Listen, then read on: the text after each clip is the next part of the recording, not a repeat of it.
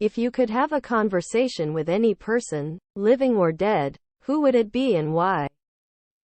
I would pick my son, but as an adult. He died in 2003 at 4 months old, and it is a deep sorrow that I never got to see what he would be like all grown up. Even if he wasn't grown up, I'd still pick time with him over a conversation with anyone else I've lost or from history. My heart explodes at the thought of a last cuddle and coo with him. He was such a sweet, adorable little guy. ETA. I never expected anyone to even notice this comment. Alongside the surprise at the awards, I was touched by so many of your responses. You really just kind of gave me a big hug that I wasn't expecting and didn't even know I needed. Today, reading your comments has been very moving, and I deeply appreciate all of you. My mom. For lots of reasons, but I'm expecting my first child and feel a bit robbed I don't get to share this with her. My dad. He died last year and there was so much I still wanted to talk to him about. I was diagnosed as ADHD in 2019, and since I've been taking medication I now realize how much of life I have missed. I was always so in my own head I could never pay attention enough to ask questions. I was planning on taking a camping trip with my parents, sisters, wife and kids to the sand dunes, Colorado. But COVID put that on pause. We were going to go as soon as COVID was over, but COVID got him first. I have so many questions I will never get to ask, and so many stories I will never hear. I realized yesterday that I'm the only person left that has some memories of him, and it really hurts that my recollection of those memories is hazy at best. I wish I had been diagnosed with ADHD as a child. Maybe then I could have participated more in my own life and would better remember my own childhood. I am more interested in the history of the geniuses. Isaac Newton or Leonardo da Vinci are the two people I would love to have a conversation with. Seemingly forgotten people in terms of personality. There are no memories of these two outside their fame. Wouldn't anyone be curious about them? Are they seemingly normal?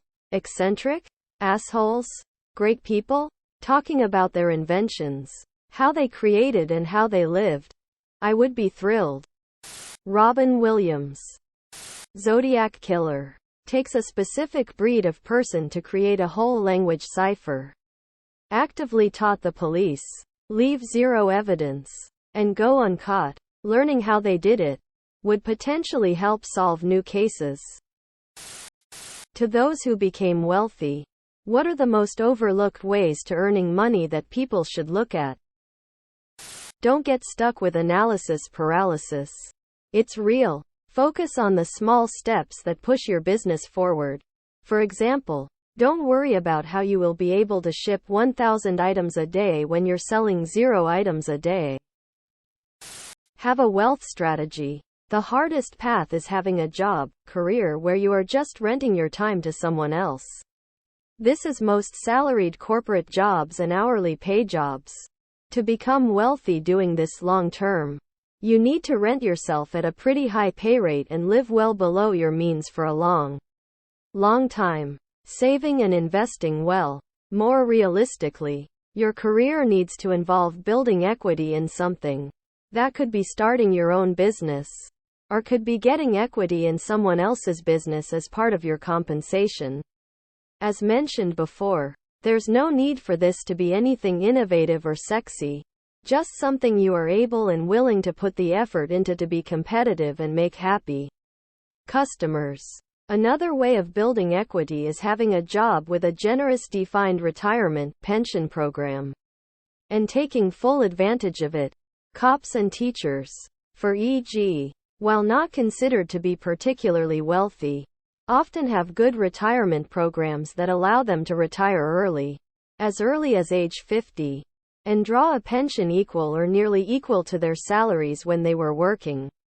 Private pensions can be risky, because they can be gutted as part of a corporate bankruptcy restructuring.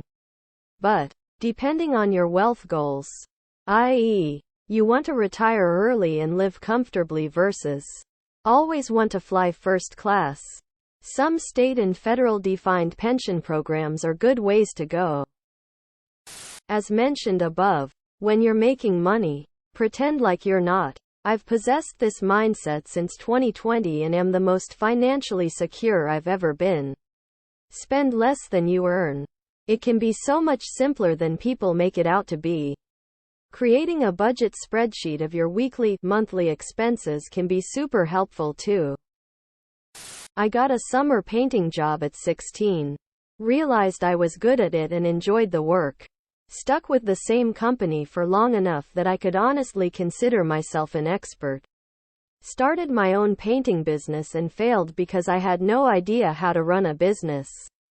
Went back to work with the original company and studied business on my own. Formulated a plan. Saved up $10K to start with and dove in again. I grew that into one of the most popular painting businesses in my area. We then expanded into drywall, finish carpentry and specialized finishes. We are now planning an expansion into the cleaning industry as well.